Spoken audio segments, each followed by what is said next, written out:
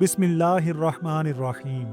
लाखों और करोड़ों दुरूद और सलाम नबी करीम सल्लल्लाहु अलैहि वालैहि वसल्लम की ज़ात बाबरकात पर और आपकी आल पर।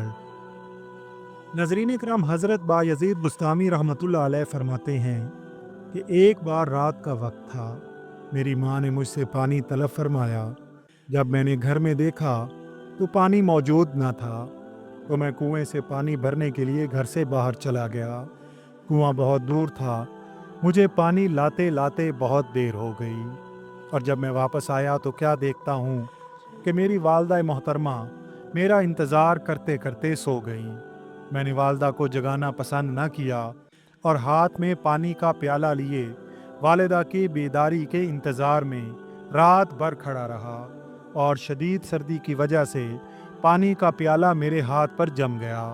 और बड़ी देर के बाद मेरी वालदा की आंख खुली तो मैंने अपनी वालदा को पानी का प्याला पेश किया, और मैं अपने हाथों को मल रहा था।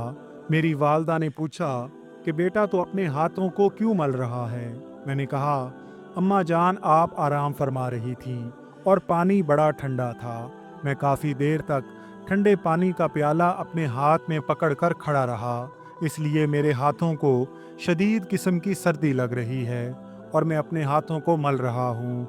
जब आपकी वालदा ने अपने बेटे का ये हाल देखा तो अल्लाह की बारगाह में हाथ उठाकर दुआ फरमाई कि अल्लाह करीम, मैं अपने बेटे पर बहुत राज़ी हूँ, तू भी इस पर राज़ी हो जा। माँ की इस खिदमत के सिले में अल्लाह ताला ने हज़रत बायज़ीद बुस्तामी को मकाम विलायत अता फ़रमा दिया। नाज़रीन इकराम, वीडियो पसंद आई हो तो इसका इज़हार कमेंट्स में ज़रूर कीजिएगा। अल्लाह ताला से दुआ है कि अल्लाह ताला हम सब का हामी और नासिर हो।